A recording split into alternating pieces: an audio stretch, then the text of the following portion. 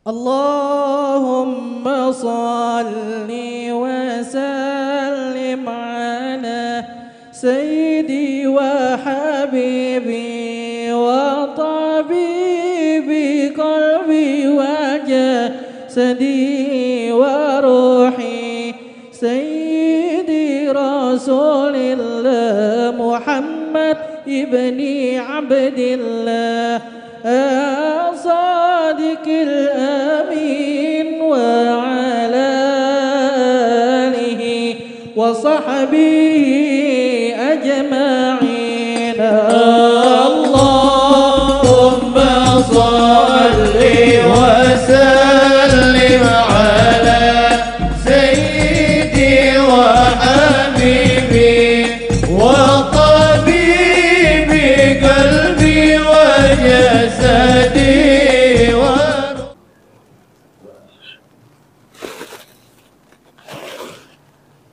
Bismillahirrahmanirrahim. Assalamualaikum warahmatullahi wabarakatuh. Innal hamdalillah nahmaduhu wa nasta'inu wa nastaghfiruh wa na'udzu billahi min shururi anfusina wa min sayyiati a'malina. Man yahdihillahu fala mudhillalah wa man yudlilhu fala hadiyalah. Asyhadu an la ilaha illallah wahdahu la syarikalah wa asyhadu anna Muhammadan abduhu wa rasuluhu la nabiyya ba'dah. Allahumma shalli wa sallim ala habibina wa syafi'ina wa maulana Muhammadin ibni Abdillah wa ala alihi wa sahbihi wa mawalah, amma ba'd. Allah ta'ala muhtaramin, para asatid, para tokoh, para hujjaj, bapak-bapak, para jamaah Masjid Al-Mujahidin yang insya Allah pada kesempatan subuh hari ini diridhoi Allah Subhanahu wa Ta'ala. Alhamdulillah atas izin dan rahmat Allah dan atas karunia Allah Subhanahu wa Ta'ala, dengan nikmat iman, nikmat sehat, kita bisa berkumpul di majlis yang mulia insya Allah. Kembali melanjutkan kajian kita mengenai al-khusyu'u fis shalah, khusyuk di dalam salat. Salah satu hal yang menjadikan salat kita khusyuk dalam beberapa keterangan yang sudah kita bahas adalah tafahum. Apa itu makna tafahum? Artinya memahami apa yang kita lakukan dan apa yang kita baca. Satu waktu, kata Abu Hurairah, dakhalal masjid, ada seseorang masuk dalam masjid, masjidnya Masjid Nabawi. Nabi SAW masuk ke masjid, fadakhala rajulun fasalla. Kemudian ada orang yang masuk masjid juga setelah Nabi Muhammad masuk masjid. Fasalla, kemudian sholat. Selesai sholat, fasallama 'alan nabi. Kemudian dia memberikan salam kepada Nabi Muhammad SAW. Selesai dia salatnya. Assalamualaikum ya Nabi. Wa assalamu alayka ayuhan nabiyyu wa rahmatullahi wa barakatuh. Faradda, kemudian Rasulullah menjawab waalaikumsalam wa rahmatullahi wa barakatuh. Jadi sesuai dengan ayat Al-Quran, wa idha huyitum bitahiyatin fahayyu bi ahsana minha au rudduha. Kalau engkau diberikan penghormatan, engkau jazakallah, diberikan salam, fahayyu bi ahsana minha, maka jawab lagi kembali salamnya dengan lebih baik. Fahayyu bi ahsana minha au rudduha, atau misal menjawabnya dengan yang semisal. Kita sering itu kalau ketemu di jalan, misalkan kita ketemu teman, assalamualaikum, mana, jawabnya, iya, ini nggak sebanding itu. Jawab salam, salam kan doa, dijawabnya dengan iya. Jadi nggak ada balasannya. Padahal dalam Al-Quran dikatakan wa idha huyitum, kalau diberikan penghormatan, dikasih salam, Fahayyu bi ahsana minha. Jawab yang lebih baik. Minimal waalaikumsalam warahmatullahi itu. Assalamualaikum, jawabnya waalaikumsalam warahmatullah. Assalamualaikum warahmatullah. Fahayyu bi ahsana minha aurduha. Jawab dengan waalaikumsalam warahmatullahi wabarakatuh. Ini nggak dijawab balik salamnya, cuma dibilang woi. Nah, ini hati-hati. Maka minimal menjawab salam. Maka Rasulullah menjawab salamnya. Apa kata Rasulullah? Wa qala irji' fa shalli fa innaka lam tusalli. Ente balik lagi. Salat lagi. Belum salat tadi itu. Artinya salatnya belum sah. Bapak bisa bandingin ini sahabat Khalid bin Rafi hidup di zaman Khalid bin Rafi hidup di zaman Rasulullah, sholat berada di hadapan Rasulullah, sahabat lagi Pak. Sholatnya dibilang belum sah, apalagi kita yang jauh dari hidup dari Rasulullah. Maka dia sholat lagi. Faraja'a yusolli, sahabat sholat lagi. Kama sholla, sholatnya sama seperti sebelumnya. Datang lagi kepada Rasulullah, kemudian fasallama, assalamualaikum, assalamualaikum ayuhan nabi, assalamualaikum warahmatullah.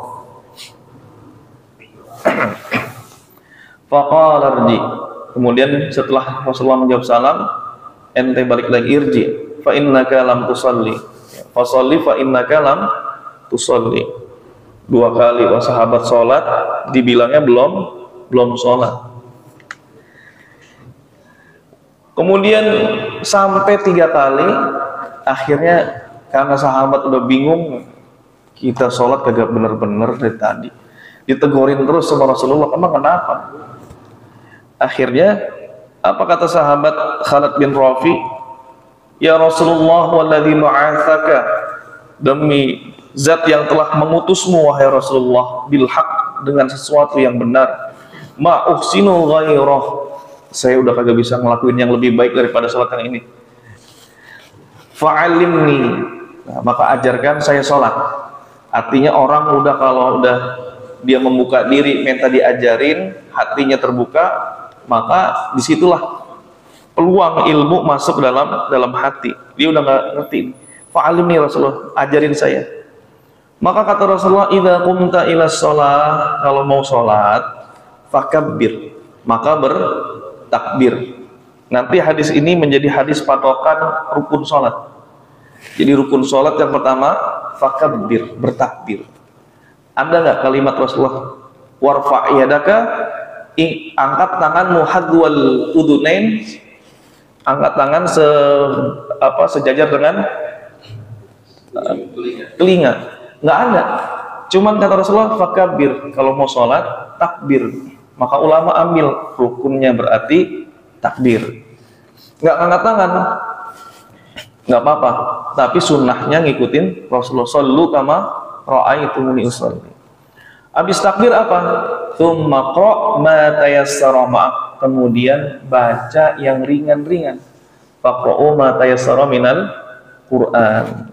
Dalam surah Al-Muzammil ayat 20 dikatakan faqra'u ma tayassara minal Qur'an, baca yang ringan. Maka dalam mazhab Hanafi itu membaca Al-Fatihah bukan rukun. Awalnya itu memang faqra'u ma tayassara ma'ak, faqra'u ma tayassara minal Qur'an. Dan hadis Rasulullah baca yang ringan. Ada nggak Rasulullah bilang baca Al-Fatihah? Nggak ada. Maka dalam mazhab Hanafi itu, kalau seandainya mereka baca 3 ayat yang ringan, sholatnya sah tanpa baca surah Al-Fatihah. Tapi prakteknya orang-orang mazhab Hanafi, India, Pakistan, Bangladesh, Turki, kira-kira ada nggak yang baca langsung surat setelah takbiratul ihram? Pasti baca Al-Fatihah. Tetap saya jarang nemuin. Kemudian kemarin datang jamaah Bangladesh, kata saya, ini namanya Mufidul Islam. Syekh Mufidul Islam. Jadi mereka datang, ada mufti, ada doktor, kemudian ada tujar, apa pebisnis, ada pemilik pondok pesantren. Saya tanya, Syekh, saya baca kitab, cuman saya belum memastikan, belum mengkonfirmasi benar nggak yang kitab saya baca ini sama prakteknya orang-orang Hanafi. Oh iya, apa? Tanya aja katanya. Saya mau nanya, kan orang-orang Hanafi pertama tadi bacanya nggak Al-Fatihah juga apa-apa.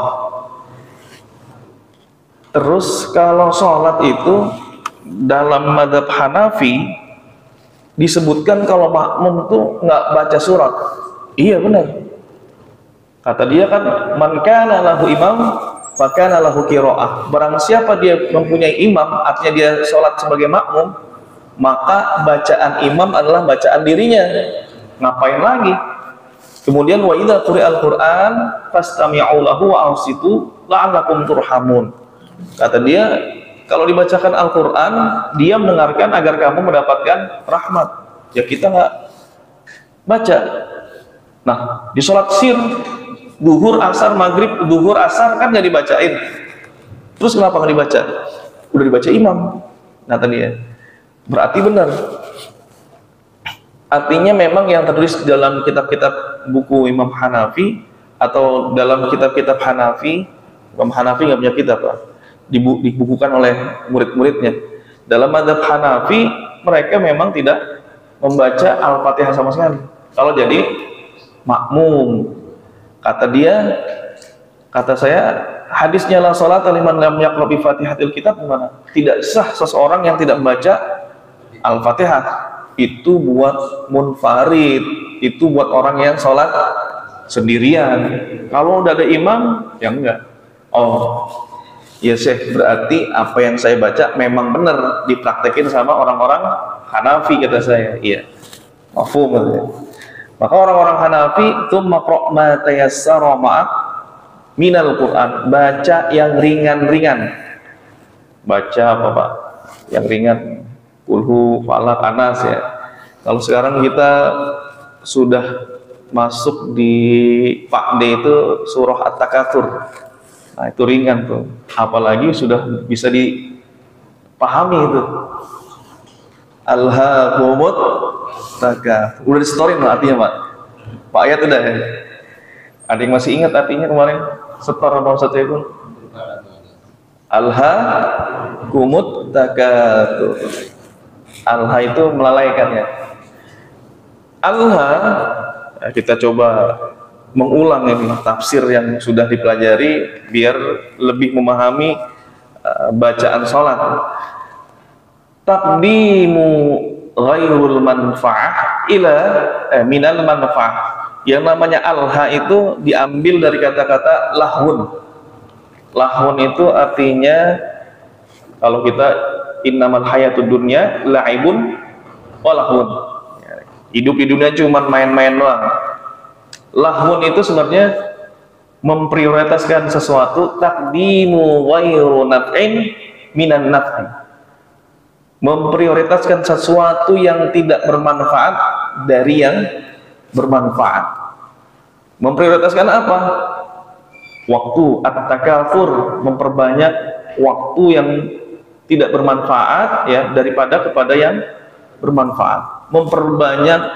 Memprioritaskan kepada harta, kemudian menggunakannya kepada sesuatu yang tidak prioritas, meninggalkan yang prioritas. Itu lahun namanya. Waktunya harusnya bisa diprioritaskan untuk ngaji, dia tinggalin terus lihat Facebook misalkan, lihat YouTube, Instagram, habis waktunya, berarti sudah lahun. Alhaakumut takatsur. Memperbanyak harta, kemudian kata Rasulullah sebenarnya nggak apa-apa punya harta banyak. La ba'sa bil ghina, nggak apa-apa yang punya harta banyak, nggak apa-apa.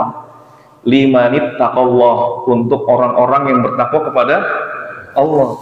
Jadi bapak punya harta banyak itu dianjurkan Rasulullah, cuma syaratnya harus bertakwa.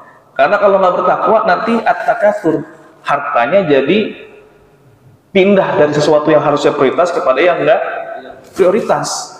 Nah itu alhaakumut takatsur hatta zurtumul maqabir. Yang ikut Pak D saya tanya, Pak RT, mantan RT kita, payat atau payat? Hatta zurtumul maqabir, Pak Haji.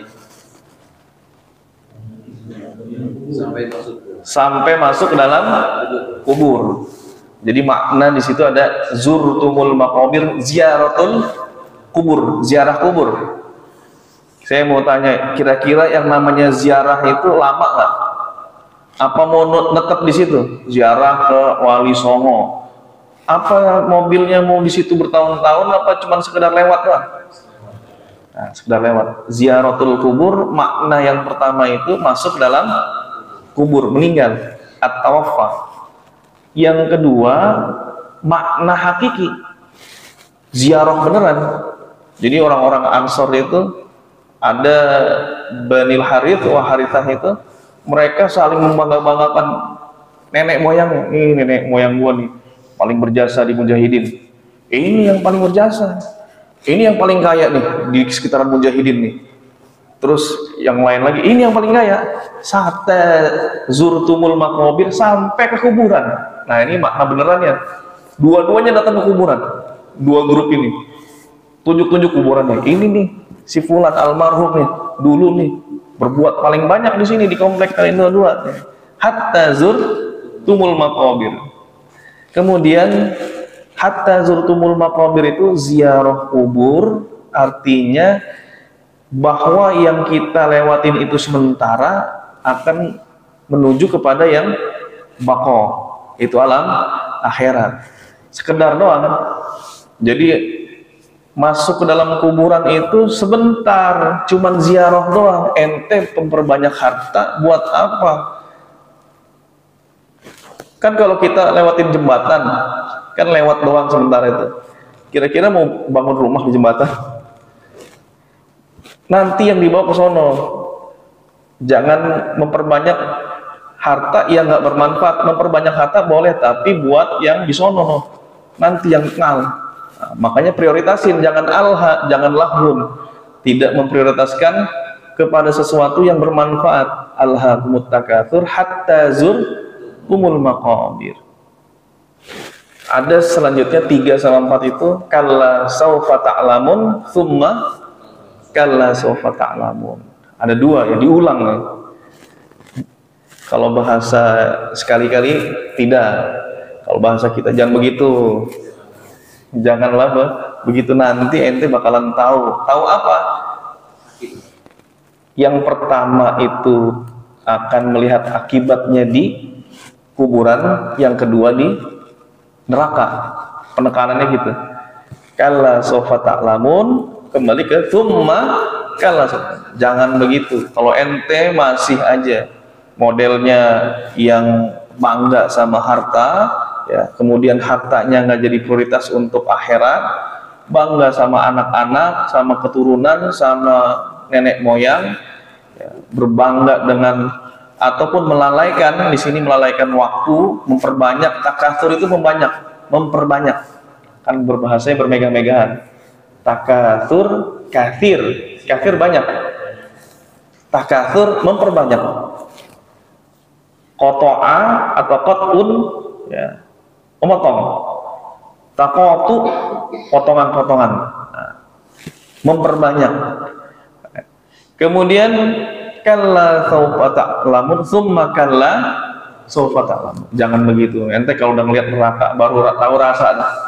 Kalla sawfa ta'lamun tsumma kalla sawfa ta'lamun. Kalla law ta'lamuna ilmal yaqin. Jadi jangan begitu. Nanti ente bakal melihat neraka dengan ilmul yakin. Jadi tingkat yakin itu ada berapa, Pak? Tingkat yakin itu 3. Ilmul yakin, ainul yakin, hakul yakin. Kalau bahasanya kemarin Buya Hamka, ada anak sama ibunya nonton TV. Dulu kan sering ada TVRI. Ada berita, dunia dalam berita, ngelihat Monas. Kata ibunya, nah di Jakarta itu ada tugu yang di atasnya ada emasnya. Emang iya, Mak? Iya, namanya Monas. Ini namanya ilmu, dapat informasi dia. Dapat ilmu, dapat informasi dari ibunya. Kebenaran nonton TV bareng ibunya ngelihat Monas. Nah, itu yang namanya Monas tuh. Begitu bentuknya. Namanya Ainul Yakin. Dibawa satu waktu sama orang tuanya ke Jakarta. Beli tiket, naik ke atas. Baru dia ngelihat bener ternyata ini merasakan datang ke Monas itu hakul yakin. Sekarang kita dapat informasi tentang akhirat, namanya ilmu yakin. Awalnya percaya nggak, Pak? Kalau awalnya itu pasti ada syak, ada ragu-ragu. Ada akhirat, emang iya benar ada akhirat. Coba ada baca Quran, dibaca, oh iya, ini siksanya, masya Allah. Ada yaumul ba'ats, hari kebangkitan. Ada al-qari'ah, ketukan.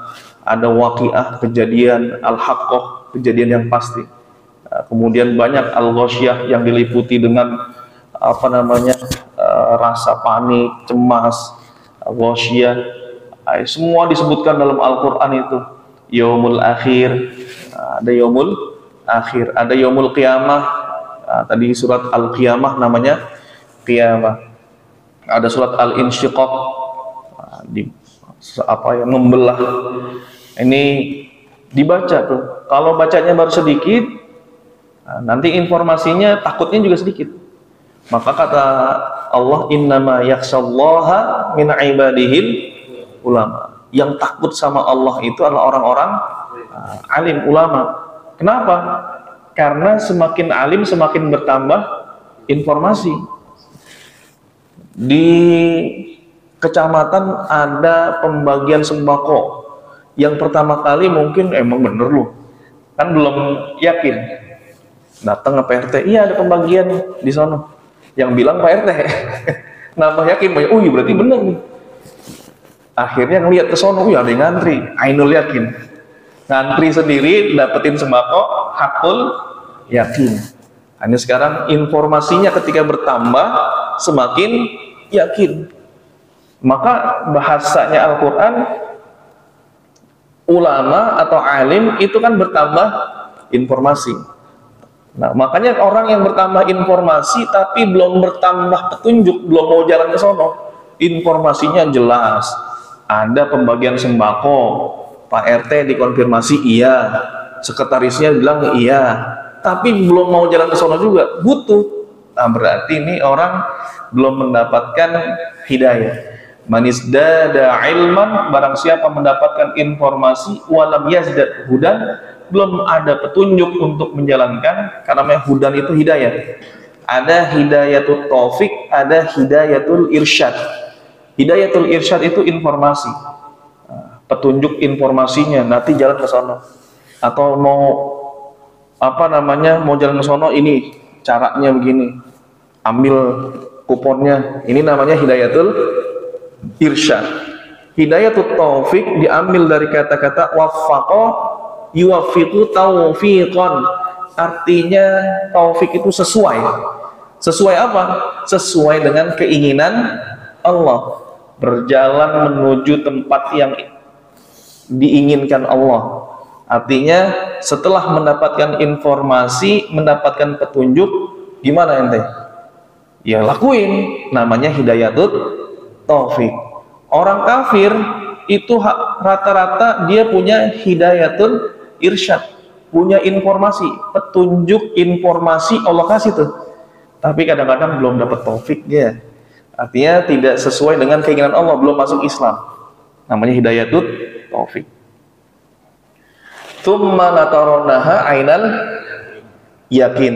Baru tuh setelah ilmu yakin ngelihat neraka dengan ainul yakin. Tsumma latus'alunna yauma idin anin, maka pada hari itu kelak nanti akan ditanya an-na'im. Apa makna an-na'im? Bismillah. Naim plural dari ni'mah. Masuk dalam bahasa Indonesia nikmat. Akan ditanya tentang nikmat. Itu makna pertama. Makna kedua an-naim akhirah. Akan ditanya tentang akhirah. Jadi nikmat itu akan ditanya. Satu waktu Rasulullah ke masjid. Di masjid ketemu Abu Bakar. Kata Rasulullah, apa yang buat ente kesini wahai Abu Bakar? Allah yang telah mengeluarkan saya dari rumah menuju masjid ini. Bahasanya apa Pak? Mengeluarkan, bukan jalan sendiri. Memang Allah kasih taufik hidayah untuk ke masjid. Hidayahnya sudah ada, hidayatul irsyad. Kita jalan ke masjid, hidayatul taufik. Tiba-tiba datang lagi Umar bin Khattab. Umar bin Khattab datang, lah kata Rasulullah, apa yang membuat engkau Umar datang ke masjid? Apa kata Umar? Tuhanmu lah berdua yang telah mengeluarkanku dari rumah menuju masjid. Jadi kata Umar sama, Allah juga yang ngeluarin saya ke sini. Rasulullah paham ya, yang namanya sahabat itu makannya jarang kenyang, Pak. Kadang laparnya Rasulullah itu nggak pernah lebih dari 2 hari kalau kenyang, kata Siti Aisyah. Makanya ada apa namanya, ada kargozari, istilahnya kargozari, laporan-laporan orang-orang yang khuruj. Ada 3 mahasiswa Indonesia di Pakistan. Ketika zuhur selesai sholat, syekhnya nggak ngeliat nih jamaah dari Indonesia, mana ini katanya. Setelah itu ketahuan di kamar lagi makan, dapat bingkisan dari Indonesia, dipanggil. Tadi di mana habis zuhur? Habis zuhur kita di kamar, ngapain? Makan, dikeplak. Loh, kata dia, bukannya Rasulullah itu bilang kalau kita waktu sholat kemudian makanan tersedia, makan dulu. Dikeplak lagi. Kenapa saya dikeplak? Itu buat sahabat. Sahabat makannya kadang berapa hari, 2 hari, 3 hari. Abu Hurairah lapar. Wajar kalau ketika ada makanan kemudian disuruh segerakan makan, wajar karena makannya ente, makannya tiap hari berapa kali? 3 kali. Apa lagi? Gara-gara apa ya? Karena dia tidak memahami asbabul wurudnya hadis. Begitu karena memang mereka perutnya lapar. Sama ketika Abu Bakar, Umar, Rasulullah. Akhirnya udah kita pergi ke sahabat Ansor. Pergilah mereka bertiga ke sahabat Ansor. Namanya Abul Husain. Nyampe sono, ternyata yang ada Ummul Husain. Nggak ada tuh sahabat. Di kerjaannya sahabat Ansor itu Pak, petani kurma. Kalau orang muhajirin dagang. Jadi muhajirin dagang, kalau mereka berkebun. Akhirnya Rasulullah ketok, Assalamualaikum. Yang datang di belakang pintu tuh ada istrinya. Istrinya Ummul Husain itu nggak mau jawab. Padahal ada di belakang pintu rumahnya. Assalamualaikum warahmatullah. Kalau kita ngasih salam itu biasanya ada matnya. Assalamualaikum. Kira-kira salamnya benar nggak? Assalamualaikum apa assalamualaikum? Assalamualaikum. Suka ditambahin mat orang Indonesia. Assalamualaikum. Kum kaf waw mim. Kum. Harusnya assalamualaikum atau assalamualaikum warahmatullah. Apalagi kalau bapak-bapak mendengarnya assalamualaikum. Kira-kira itu salamnya siapa? Assalamualaikum. Assalamualaikum. Itu salamnya orang minta-minta. Jadi kayak udah di training. Yang namanya salamnya orang minta-minta begitu. Hampir sama gitu. Assalamualaikum. Assalamualaikum. Enggak dijawab 2 kali. Assalamualaikum warahmatullahi wabarakatuh. Nggak dijawab juga. Kira-kira kalau udah 3 kali gimana Pak? Pulang, tinggalin. Jangan orang gedor-gedor. Weh, dalam ada orang nggak sih? Waalaikumsalam. Nih. Apalagi ngeliatin apa namanya jendelanya, kan nggak boleh itu adabnya. Liatin ada orangnya nih. Nggak boleh. Kata Rasulullah colok matanya itu boleh. Maka Rasulullah tinggalin itu. Setelah ditinggal sama Rasulullah, Ummul Husain keluar dia. Waalaikumsalam warahmatullah. Lah nggak ada orangnya kata Rasulullah. Tadi kan jadi jawab. Ya Rasulullah, sebenarnya saya bukan pengen jawab, cuman pengen engkau salam sampai 3 kali. Baru saya jawab. Fungsinya apa kan? Assalamualaikum doa. Assalamualaikum keselamatan untuk kalian. Warahmatullah dan disertai dengan rahmat dan keberkahan. Sayang datangin Rasulullah jawabnya cuman sekali. Akhirnya ditunggu sampai 3 kali salamnya, baru dijawab. Oh begitu maksudnya. Ditanya Abul Husain mana? Abul Husain lagi ngedinginin air ya Rasulullah di kebun. Jadi air tuh nggak pakai kayak kita, pakai kulkas, tinggal buka udah ada air. Enggak, didinginin dulu, diademin, kemudian di kebun korma. Ya udah. Ketika itu Rasulullah dipersilakan duduk, dibawa ke kebun korma. Kasih karpet. Abul Husain datang, ada tamu besar nih. Ada kiai. Saya ambilin korma. Diambilin korma. Habis setelah turun, kata Rasulullah, silakan makan, yang lain makan semua. Abu Bakar, Umar. Jadi makannya memang lapar. Kalau kita tadi ketika mau sholat ada makanan, makan dulu. Padahal semakan sehari 3 kali. Ditempelin. Setelah makan, apa kata Rasulullah? Selesai makan, Rasulullah bilang, ini minuman tadi sama korma yang barusan kita makan, hada minan na'im. Ini merupakan bagian daripada nikmat. Alladzi tus'alu anhu, yang bakalan ditanya. Kaget sahabat. Cuman minum air putih doang sama korma. Ini termasuk bagian nikmat yang bakalan ditanya. Sahabat, ya Rasulullah, ketika ayat ini turun, kita kan cuma minum air putih sama gandum. Itu ditanya. Iya, bakalan ditanya kata Rasulullah. Hatta sampai hateri, angin yang sepoi-sepoi kita nikmatin di jalan, itu ditanya.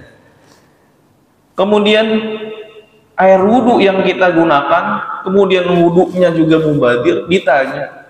Dalilnya mana? Dalilnya Ibnu Abbas. Wudhu kata Rasulullah la tusrif, jangan moros.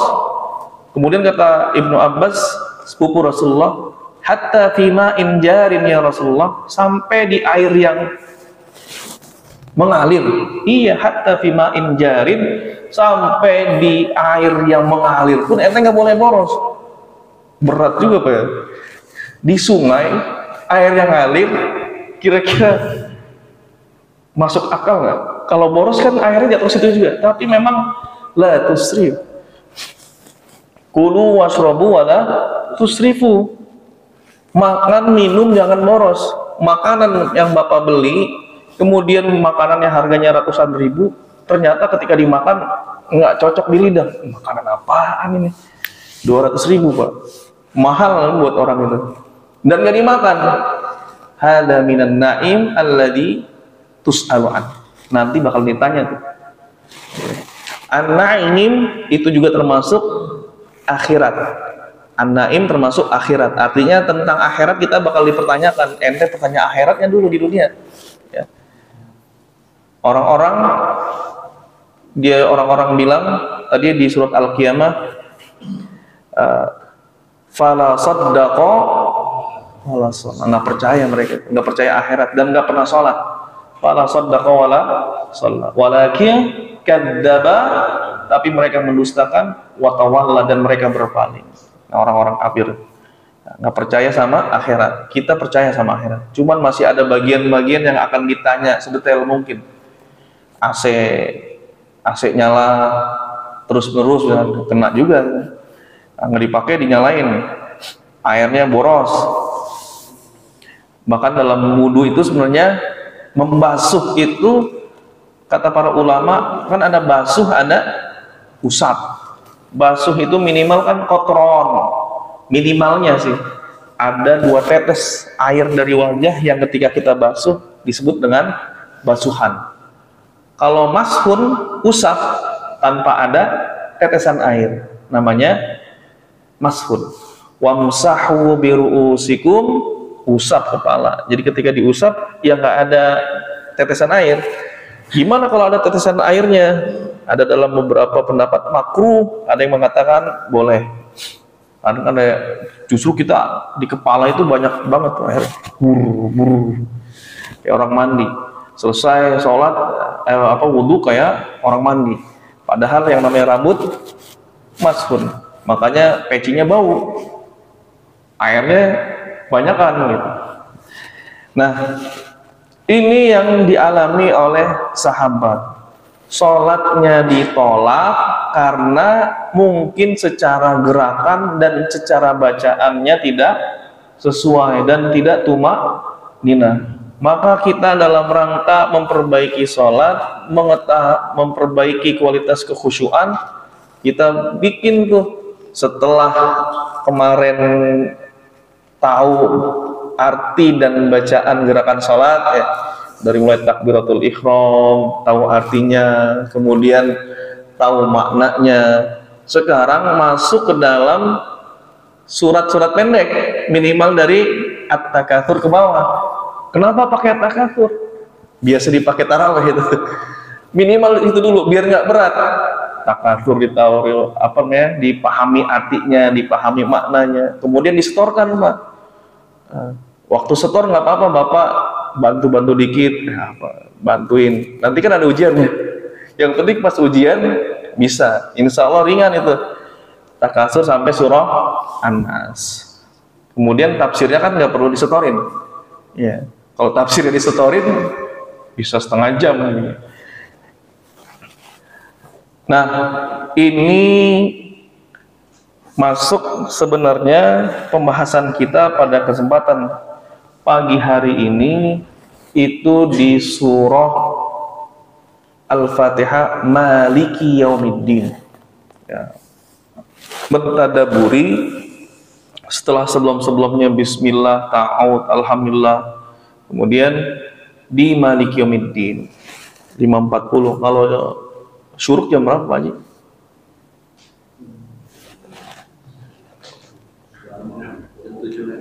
Jam 7 lewat. Jam 6 ya. Ya, kita tambah sedikit ya.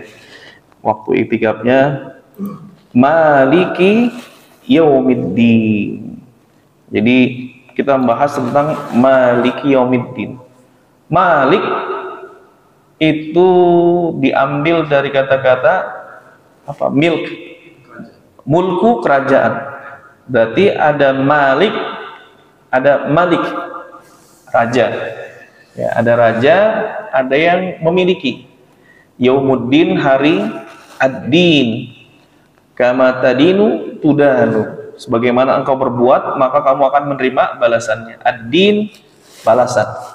Jadi Malik, Malik. Ini dalam tafsir Ibnu Katsir ternyata bacaannya banyak, Pak. Kalau kita kan membacanya satu metode. Wa yuqalu Malik. Ya, kalau kita Maliki Yaumiddin, ada yang dikasril lam, kemudian wa iskaniha, setelah itu disukunkan. Setelah lam ada sukun, berarti ada huruf ya di situ. Cara bacanya Maliki Yaumiddin. Ada yang Maliki Yaumiddin, pendek.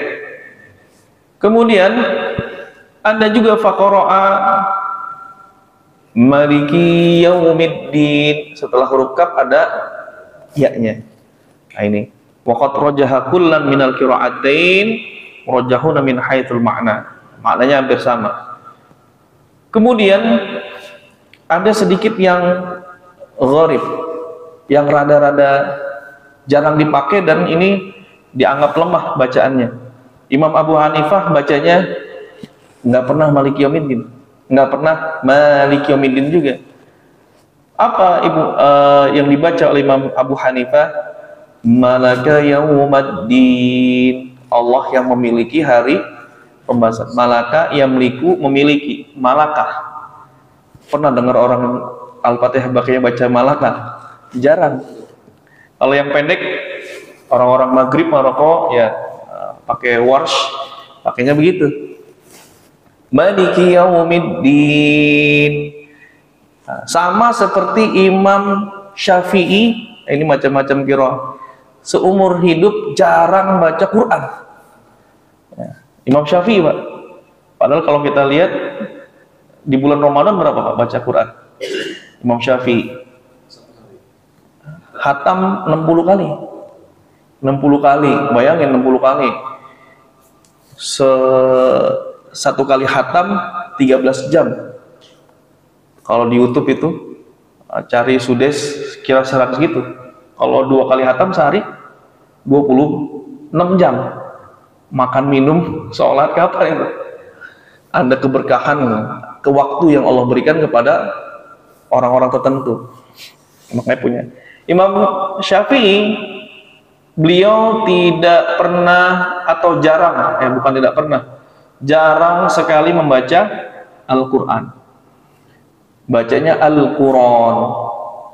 Ar-Rahman 'allamal Quran. Cara baca Ibnu Katsir. Jadi Imam Syafi'i nggak baca Al-Quran, bacanya Al-Quran. Nah, emang nggak pernah baca Quran, bacanya Al-Quran.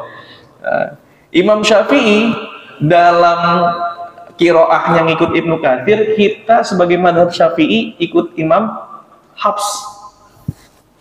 Setelah baca Qul a'udzu birabbin nas, qul huwallahu ahad, Allahus samad, lam yalid wa lam yulad wa lam yakul lahu kufuwan ahad, la ilaha illallah wallahu akbar. Nah, itu dibaca tuh. Kita baca itu mulai dari surah Al-Ikhlas sampai An-Nas. Dalam riwayat lain kata Rasulullah mulai dari Ad-Duha. Yang baca itu kita yasinannya ngikut Imam Syafi'i. Imam Syafi'i karena bacanya Ibnu Katsir itu setelah kulhu, falaq, An-Nas ada potongan la ilaha illallah wallahu akbar. Kalau salah satu riwayat Imam Hafiz di akhir, kalau nggak salah, cukup di akhir atau dari Ad-Duha. Nah, ini karena memang qiraahnya ke sana Imam Syafi'i.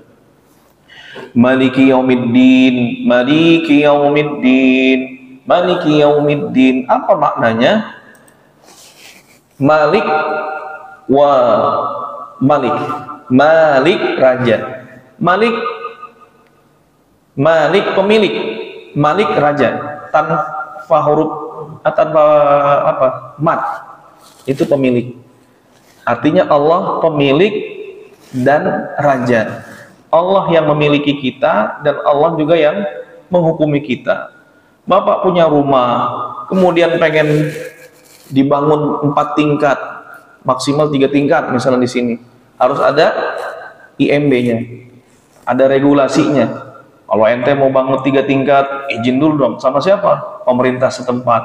Berarti pemerintah setempat rajanya, pemilik aturannya. Bapak punya rumah, cat warna biru, warna hitam, warna pink, terserah, kita yang punya. Kira-kira kalau orang kecamatan misalnya cat warnanya ya warna pink, mau nggak Pak? Boleh nggak? Dia pemilik aturannya, kalau mau bangun izin dulu ke sini. Tapi kalau saya datang tiba-tiba pihak dari kecamatan warnain rumah kita, ngecat kita, boleh nggak? Nggak boleh. Anda cuma punya aturan doang. Nah, dalam ayat Maliki Yaumiddin maknanya Allah itu pemilik dan Allah juga rajanya. Bebas dong. Nanti ente pada hari kiamat itu cuman milik Allah. Ya. Nah, kenapa cuma disebutin hari kiamat? Kan Maliki Yaumiddin Allah juga punya pemilik hari ini. Allah juga pemilik kerajaan sekarang. Karena waktu di dunia masih banyak yang mengaku-ngaku sebagai raja. Bahkan ana rabbukumul a'la, kata Fir'aun, saya Tuhanmu yang paling tinggi. Ada juga yang ngaku Tuhan. Ya, setan aja nggak berani ngaku Tuhan, ini lebih setan daripada setan, Fir'aun. Maka Malik Yaumiddin dikhususkan karena nggak ada lagi yang memiliki kerajaan ketika di ngaku-ngaku punya kerajaan. Kerajaannya kerajaan majazi di dunia, nanti kerajaan hakikinya adalah kerajaan Allah di akhirat. Nggak ada lagi yang ngaku-ngaku raja. Allah akan menghisab kita dan Allah juga yang akan menghitungnya, atau mungkin juga akan mengampuni kita. Ini Maliki Yaumiddin, hari pembalasan. Apa yang kita bisa tadabburi ketika Bapak baca Allahu Akbar, kemudian Bismillahirrahmanirrahim, Alhamdulillahi Rabbil Alamin, Ar-Rahmanirrahim, Maliki Yaumiddin. Engkaulah pemilik hari pembalasan, engkaunya juga raja. Dari situ maka yang kita tadabburi, kita bisa dapati satu penyembuh penyakit. Penyakitnya penyakit ria. Penyakit ria bisa sembuh salah satunya dengan mentadabburi Maliki Yaumiddin. Kata Allah, di hari akhir ketika catatannya banyak dibuang-buangin. Ini yang enggak nih. Malaikat nggak tahu, catat aja dia amal baik, sedekah, dia sholat. Kata Allah, ini enggak, bukan buat saya, buat manusia. Maliki Yaumiddin, Allah hisab. Karena kita tahu kita bakalan dihisab antara kita dengan Allah, maka kita memperbaiki amal ibadah. Caranya yaitu dengan ikhlas. Karena apa? Maliki Yaumiddin, kita diancam dengan Allah. Ingatlah, Allah hari yang mempunyai hari pembalasan. Ente ketahuan sekarang ya, itu amalan bukan buat saya, buat manusia. Jadi ini bahayanya, bahaya ria itu memang. Dari situ bisa kita tadabburi. Awalnya yang namanya ria itu suka memperlihatkan keduniaan dan kedudukan. Ini awal-awal ria nih, ria dunia ya. Medsos, Instagram, TikTok, YouTube. Kalau ada lagi beberapa ulama mengkritisi, misalkan baca Quran di pinggir jalan. Kenapa di pinggir jalan? Masjid, kalau mau makmurin masjid gitu kan. Dari situ kan bikin konten gitu. Kemudian ada yang modelnya ketika berbicara ini menjurus ke sana, ria. Awal-awalnya itu. Kemudian arah pembicaraannya ingin dianggap pintar. Jadi Rasulullah sudah mengingatkan, man ta'allamal ilma, barang siapa mencari ilmu agama, liyubahiya bihil ulama, untuk membangga-banggakan dirinya di hadapan para alim ulama, au yujariya bihis sufaha, au biyasrifa bihi wujuhan nas, atau untuk mencari perhatian manusia. Jadi untuk pengen kesohor, kedua juga artinya pengen debat sama orang-orang yang dianggapnya bodoh, yujariya bihi sufaha, auliya srifa bihi wujuhan nas, pengen mencari perhatian manusia. Ini ria nih, hati-hati nih. Ria-ria yang terselubung, bahaya. Apa kata Rasulullah? Fahuwa finnar, maka dia akan ada di neraka. Yang paling keren itu ada bentuk riaknya kreatif. Apa riak kreatif? Riak kreatif itu misalkan dia cerita, orang pelit banget ini, buat masjid aja kayaknya kurang banget, nggak pengen keluar, buat masjidnya nggak keluar. Dia pengen cerita sama orang-orang, kalau gua buat urusan masjid mah gampang, keluar duitnya. Kemudian ini orang gue perhatiin kalau waktunya Qiyamul Lail, ketika di malam bulan Ramadan 10, jarang dia sholatnya tahajud, cuma nungguin ini doang, makan sahur gratisnya nih. Dia pengen bilang kalau gue tahajudnya mah rajin gitu. Jadi kreatif itu dua dosanya. dosa ghibah, kemudian dosa ria. Nah, ini bahaya ini. Maka bagaimana caranya? Karena ria itu kan menghapus pahala ini. Macam-macamnya banyak. Kalau kita dalam kitab Mukhtasar Minhajul Qasidin disebutkan yang namanya ria-ria kreatif itu, di antaranya adalah, nah ini disebutkan di sini.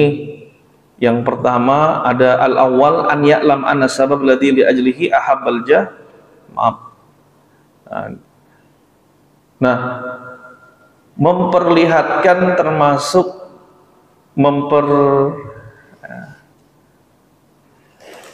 pasang foto likasrotis suyuh, dia banyak gurunya, ditaruh di mana tuh, dinding foto sama Agim, sama Arifin Ilham, biar apa? Pengen dibilang saya dekat kepada ulama, jadi ke bawah solehnya. Likasrotis suyuh, pengen memperbanyak gurunya, dia sebutin gurunya, menyebutkan kesolehan gurunya.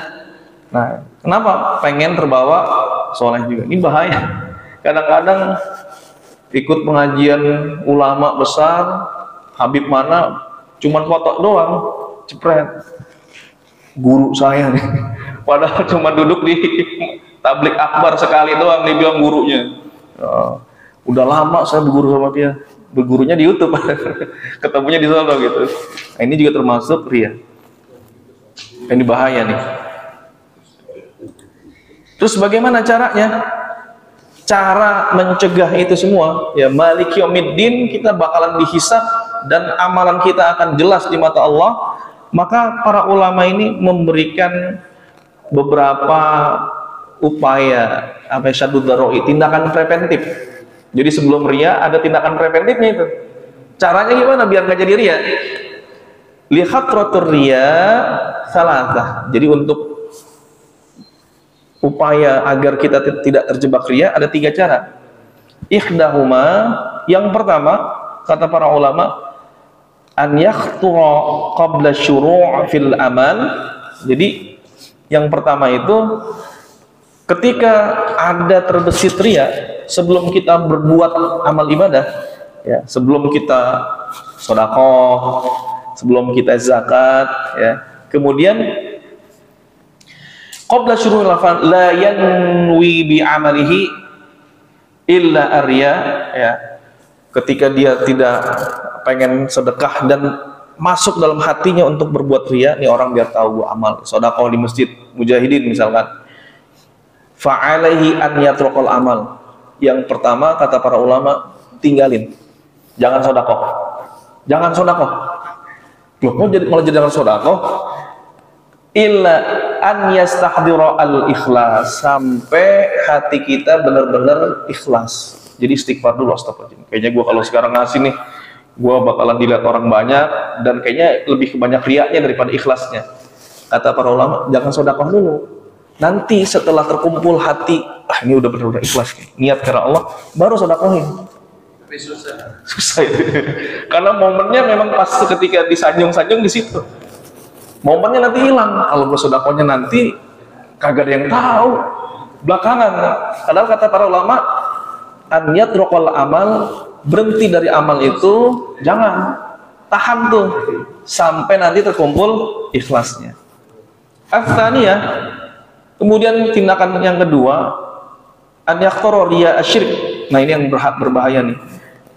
Ketika timbul terbesit dalam hati berbuat riya yang syirik. Jadi riya yang syirik itu biasanya bentuknya ta'abudiyah. Ibadahnya ibadah sholat, ya kan? Tiba-tiba terbesit sholatnya bukan buat kita. Kadang-kadang baca Quran, Qurannya diniatin untuk diperbagus dan didengerin sama jamaah, niatnya untuk disanjung. Nah, ini bahaya juga nih. Gimana kalau begitu? Fayatruk, tinggalin, jangan sholat dulu.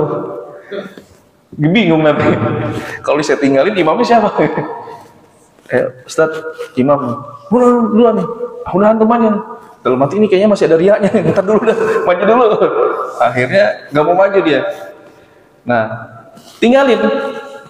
Wala yuqaddimu 'alal amal, jangan dilakuin. Nah, hatta yahmadul ikhlas, sampai hati kita terpenuhi dengan ikhlas karena Allah. Kira-kira bisa nggak Pak? Mau sholat nih kayaknya nggak jadi. Nah, susah.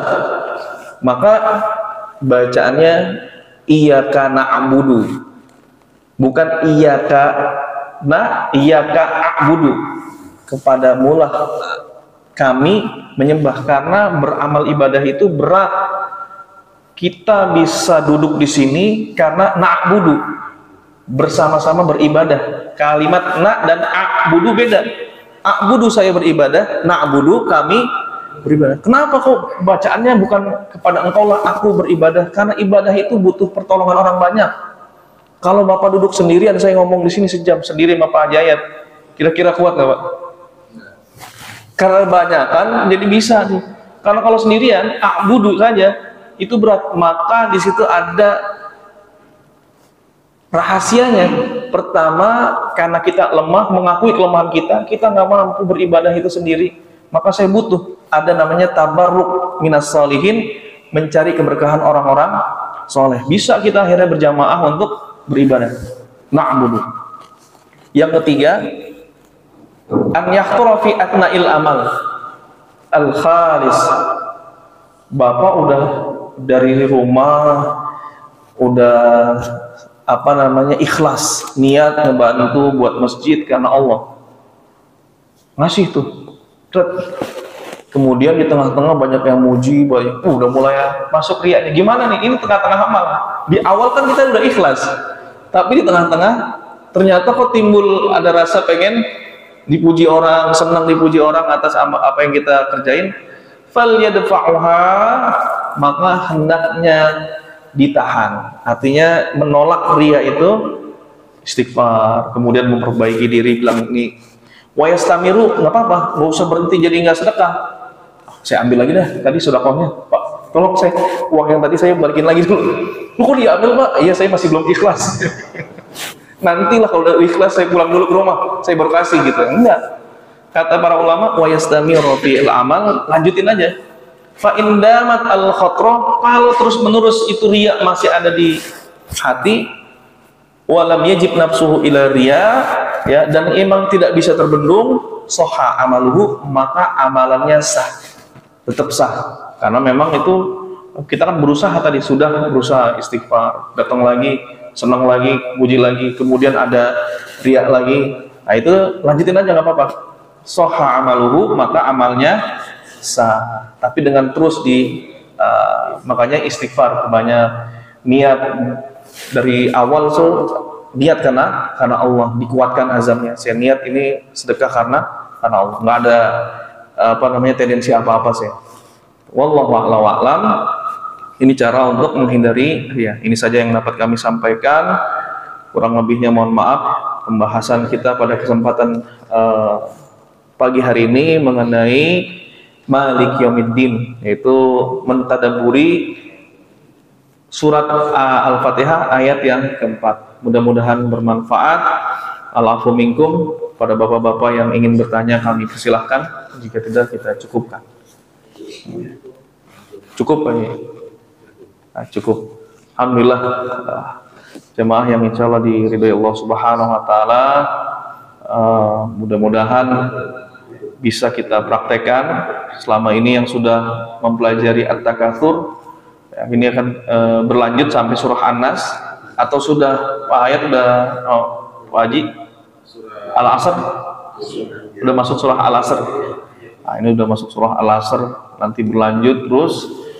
Kata Ustadz, sholatnya kan harus yang udah minimal ditadaburi.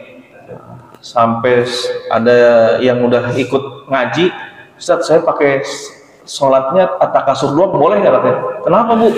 Soalnya yang saya baru tahu artinya At-Takatsur katanya. Jadi ada ibu-ibu nanya setelah ngaji itu yang tafsir At-Takatsur, dia pengen baca surat At-Takatsur doang. Saya ditanya begitu, ada sahabat baca Al-Ikhlas doang Bu, memang karena suka, tapi sebelumnya dia baca ayat yang lain, setelah itu baca surah Al-Ikhlas karena memang dia cinta sama surah Al-Ikhlas. Ini Bapak lumayan tuh, bisa baca at-takasur sama al-asr. Karena ada dua itu. Ya. Alafu minkum wasta'fikum, mohon maaf atas segala kekurangan dan kekhilafan. Mudah-mudahan Allah Subhanahu wa taala dengan duduknya kita di majelis ilmu mengampuni dosa-dosa kita semua, mengangkat derajat kita, dan mudah-mudahan Allah Subhanahu wa taala mempertemukan kita di surganya Jannatul Naim.